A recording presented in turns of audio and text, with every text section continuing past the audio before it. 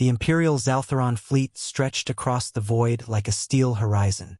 500 warships, each bristling with weapons capable of leveling continents, glided toward a small blue planet hanging quietly in the darkness. To the Empire, Earth was just another conquest, one more world to be chained to their dominion. Admiral Krythos, seated upon his command throne, regarded the planet with disdain. Primitive. They rely on fossil fuels, chemical rockets, and crude weapons. Their surrender will be swift. Their resistance? He allowed a cruel smile. Will be entertaining. The fleet closed in. Broadcasts were sent, declaring Earth a possession of the Zaltharon Empire. No response came. Defiant silence, Krythos hissed. Then we will remind them what defiance earns. He raised his claw. All ships, prepare orbital strike. The fleet aligned. Weapons charged, glowing with plasma fire. The blue planet waited below, quiet and still. And then Earth answered. It began as a shimmer on the far side of the moon. The Imperial sensors screamed with warnings, but too late. From the void emerged ships, sleek, black, and silent. Hundreds of them, thousands. They had no banners, no signatures, no trace in the galactic archives. Impossible, Krythos barked.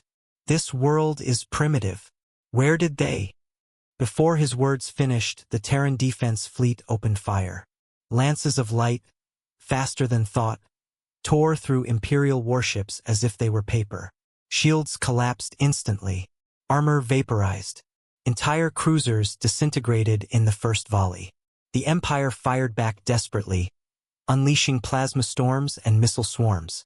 But the human ships didn't dodge, they shifted. They bent space, slipping between coordinates like phantoms. Every shot aimed at them struck only empty void. In seconds, the first line of Imperial vessels was gone. Panic erupted.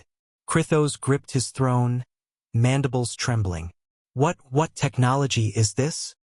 His officers stammered, claws flying over consoles.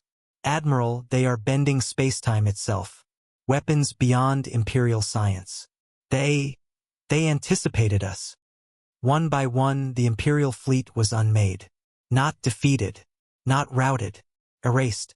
Krythos' flagship shook as a Terran beam tore through its escort wing. The Admiral's eyes widened as he finally understood. These are not primitives, he whispered. These are predators. On Earth's surface, humanity watched the battle through satellites and live feeds. The public never saw panic, only grim pride. For centuries, humanity had hidden its true strength, building fleets in secret, concealed within asteroid belts and hollowed moons. To the galaxy, they played the part of the young, naive species. But they had always known the day would come. The day when someone tried to take their home. And on that day, Earth did not kneel. Within the command ship of the Terran Defense Fleet, Admiral Sarah Kepler stood over the tactical display. Her expression was calm, almost cold. Status? She asked. Imperial fleet strength reduced by 70% in 2 minutes, Admiral. The rest are breaking formation. Kepler's gaze hardened. No survivors. They came to enslave us. They leave as wreckage. The human fleet answered her command with another volley. In less than the span of a heartbeat, the last of the Zaltharon ships were torn apart. The void fell silent. Admiral Krythos' flagship, crippled and burning, drifted in the aftermath. Terran ships surrounded it, weapons locked. For the first time in his long, brutal career, Krythos felt something alien to him, fear. A voice transmitted across his comms, calm and merciless.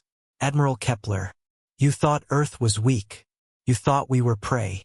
Now carry this message back to whatever remains of your empire. She paused. Then her voice sharpened, each word like a blade.